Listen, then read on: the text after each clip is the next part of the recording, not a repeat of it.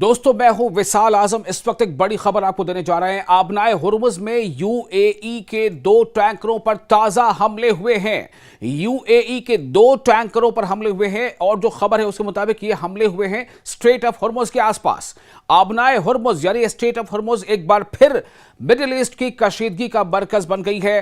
13 अगस्त की शाम यूएई यानी यूनाइटेड अरब एमिरेट्स की सरकारी तेल company ADNOC Abu Dhabi navigation oil company से वाबस्ता 2 बहरी जहाजों को उस वक्त निशाना बनाया गया जब वो आबनाए हुर्मुज यानी स्ट्रेट ऑफ हुर्मुज से गुजर रहे थे।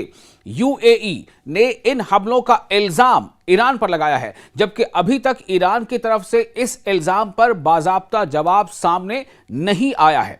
सबसे पहले यह समझना जरूरी है कि आबनाए हुर्मुज है क्या। यह एक बहुत ही अहम समुद्री रास्ता है जो ईरान और ओमान के दरमियान वाक़ है, और खलीज फारस यानी पर्शियन गल्फ को खलीज ओमान और फिर बहरे अरब से यानी अरब सागर से मिलाता है। दुनिया के तेल और गैस के बड़े हिस्से की समुद्री तरसीर इसी रास्ते से होती है, इसलिए यहां कोई भी हमला सिर्फ खित्ते का मसला नहीं रहता, सिर्फ इस रीजन का मसला नहीं रहता, बल्कि पूरी आलमी मईशत पर असर डाल सकता है। अब सवाल यह है कि यूएई अगर यह कह रहा है कि इसको 2 टैंकर यूएई के 2 सरकारी कंपनी यूएई के सरकारी कंपनी ADNOC के 2 टैंकर्स पर अगर हमला हुआ है जैसा उसका दावा है, और वो कह रहा है कि स्ट्रेट ऑफ हुर्मुज के आसपास हमला हुआ है, ईरान अभी तक इस पर कोई रद्द-ए-अमल नहीं दे रहा है, तो इससे यह तो जरूर पता चल रहा है कि जिस तरह से डोनाल्ड ट्रंप ने यह दावा किया था, याद है ना आपको, मैंने पिछले वीडियो में बताया था कि डोनाल्ड ट्रंप ने यह दावा किया था, अभी भी अमेरिका यह दावा कर रहा है कि स्ट्रेट ऑफ हुर्मुज पर पूरा कंट्रोल अमेरिका का है। स्ट्रेट ऑफ हुर्मुज पर पूरा कंट्रोल अमेरिका का है। तो अगर स्ट्रेट ऑफ हुर्मुज पर पूरा कंट्रोल अमेरिका का है, तो क्या यूएई के टैंकर्स पर हमले का जवाब अमेरिका देगा? फिर क्या समझा जाए? चूंकि यूएई अमेरिका का अलाई भी समझा जाता है, दोस्त मुल्क समझा जाता है, और इसका मतलब क्या है कि अमेरिका का ये जो दावा है, यूएस का दावा है, डोनाल्ड ट्रंप का जो दावा है कि स्ट्रेट ऑफ हुर्मुज पर पूरा हमारा कंट्रोल है, इससे क्या पता चल रहा है कि इनके दावे में कहीं ना कहीं कुछ कमी तो है, कुछ तो बात गड़बड़ है। यूएई यानी यूनाइटेड अरब एमिरेट्स के मुताबिक ADNOC, इसका नाम है Abu Dhabi navigation oil company, से वाबस्ता 2 जहाजों को निशाना बनाया गया, लेकिन किसी शख्स के जख्मी होने की इत्तला नहीं है। ADNOC ने भी यानी जो यूएई की जो सरकारी कंपनी है उसने भी तस्दीक की है कि वाक़े पर काबू पा लिया गया और कंपनी सूरत हाल पर नजर रखे हुए है। अलबत्ता हुकाम ने अभी जहाजों के नाम, उनके सामान या नुकसान की मुकम्मल तफसीलात जारी नहीं की हैं।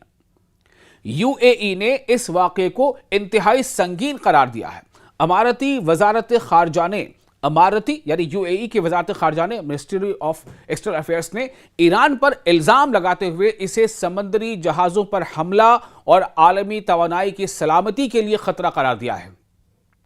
यूएई का कहना है कि तिजारती जहाजों को निशाना बनाना बैनुल-अक़वामी समुद्री आमद-ओ-रफ्त यानी आने जाने के लिए बड़ा खतरा है। लेकिन यहां एक बात समझना जरूरी है, ईरान पर इल्जाम जो अगर लगा है तो अभी यूएई का मौक़िफ़ है, ये यूएई का मौक़िफ़ है कि, और वो कह रहा है कि ईरान पर वो इल्जाम लगा रहा है, उसे कहना है कि ईरान ने हमला किया।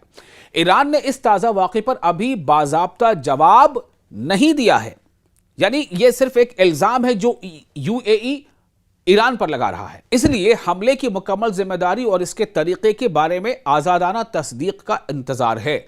माजी में ईरान से मुतालिक ऐसे वाक़यात में मुख्तलिफ फरीकों के दावे एक दूसरे से मुख्तलिफ रहे हैं। यह पहला वाक़या भी नहीं है।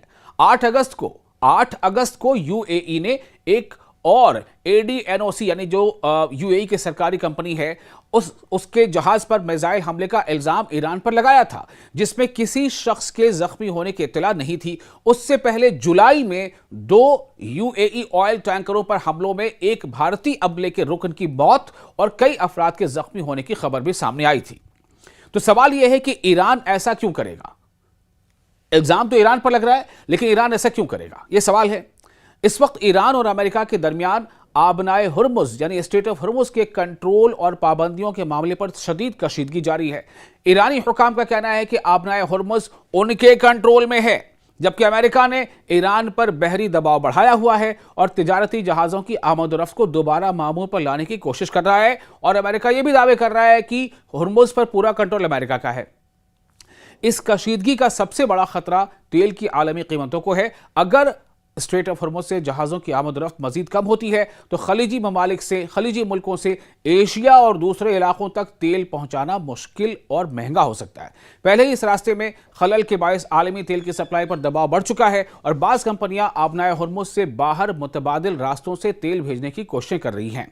एक बात तो साफ हो गई है, अगर अमेरिका कहता है कि स्ट्रेट ऑफ हॉर्मुज़ पर पूरा अमेरिका का कंट्रोल है, तो फिर अमेरिका जवाब दे कि यूएई के 2 टैंकरों पर हमले कैसे हुए, किसने किए।